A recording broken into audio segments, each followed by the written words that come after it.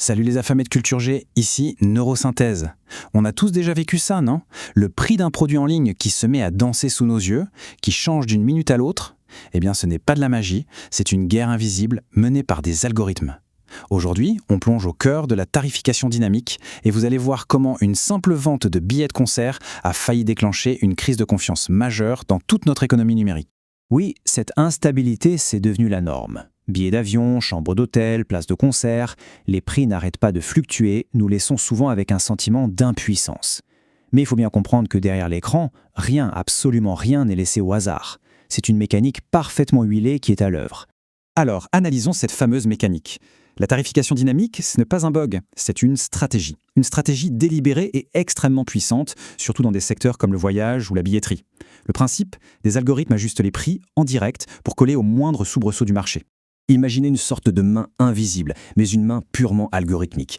Et l'analyse en permanence une véritable avalanche de données. La demande à la seconde près, les prix des concurrents, l'heure de la journée, parfois même la météo. L'objectif, il est simple et, pour tout dire, assez brutal. Extraire le maximum d'argent du marché à chaque instant. Mais voilà, ce système a ses limites. Et parfois, il implose. C'est précisément ce qui s'est produit lors de l'événement qui a cristallisé toutes les tensions, la tournée de reformation du groupe mythique Oasis. Pour vraiment saisir l'enjeu, il faut mesurer l'attente. 15 ans. 15 ans de silence. L'annonce de leur retour, ce n'était pas une simple nouvelle, c'était un véritable séisme culturel qui a déclenché une demande absolument planétaire. 10 millions, c'est le chiffre vertigineux du nombre de fans qui étaient connectés en même temps dans la file d'attente virtuelle de Ticketmaster. Ce n'était pas une simple ruée, c'était un siège numérique en règle. Le système a été poussé dans ses retranchements les plus extrêmes. Et c'est là que le rêve a tourné au cauchemar pour beaucoup. Sous les yeux des fans médusés, les prix ont littéralement explosé. Un billet standard affiché à 150 livres au départ s'est envolé jusqu'à 400 livres. Le prix a presque triplé en l'espace de quelques clics. L'impact émotionnel a été dévastateur. L'euphorie s'est transformée en un profond sentiment d'injustice. Les réseaux sociaux sont devenus un véritable tribunal populaire. Et bien sûr, la presse s'est emparée du scandale. La question était alors sur toutes les lèvres. Mais comment un tel chaos a-t-il pu arriver ? Face à ce tollé général, les autorités britanniques ont dû intervenir. Une enquête officielle a été lancée pour disséquer cette vente chaotique. Et c'est ici, attention, que toute l'affaire prend une tournure complètement inattendue. La CMA, qui est en quelque sorte le gendarme de la concurrence au Royaume-Uni, a donc pris le dossier en main. Sa mission était claire, déterminer si Ticketmaster avait, oui ou non, franchi la ligne rouge avec des pratiques commerciales déloyales.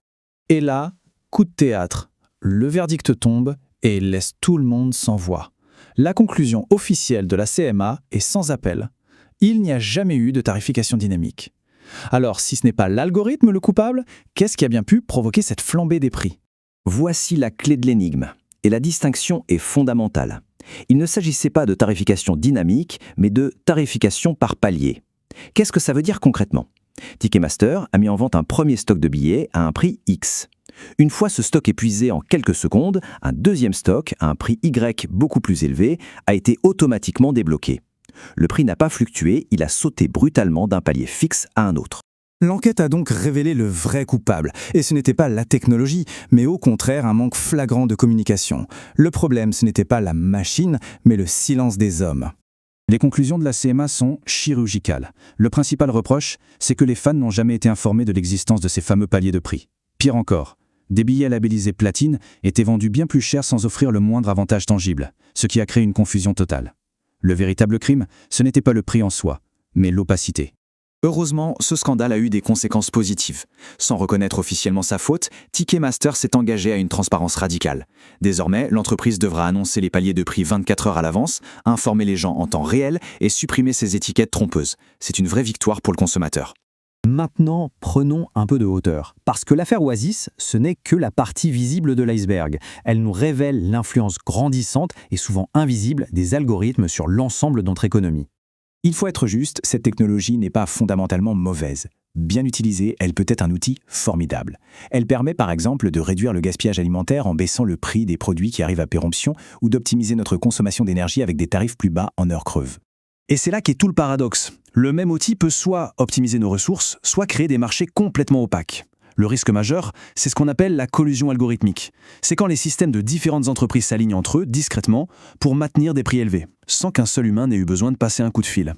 Mais attention, il ne faut pas croire qu'on est dans un Far West numérique sans foi ni loi. Des garde-fous juridiques existent bel et bien pour encadrer cette puissance de calcul et protéger l'équilibre du marché.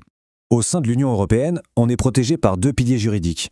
L'article 101, pour faire simple, interdit toute entente sur les prix, qu'elle soit décidée par des humains ou des algorithmes. Et l'article 102, lui, empêche un acteur dominant d'abuser de sa position pour imposer des prix injustes et écraser la concurrence. Au final, l'affaire Oasis, c'est une véritable parabole pour notre époque. Dans un monde qui est de plus en plus gouverné par des boîtes noires algorithmiques, la transparence, ce n'est plus une option, c'est devenu le prix de la confiance. Comprendre les règles du jeu, ce n'est pas seulement un droit, c'est une nécessité pour rester des citoyens et pas seulement des simples consommateurs. Pour recevoir votre dose de savoir quotidienne directement dans votre boîte mail et ne jamais cesser d'aiguiser votre esprit critique, le lien de ma newsletter est en bio. À très bientôt les affamés de Culture G.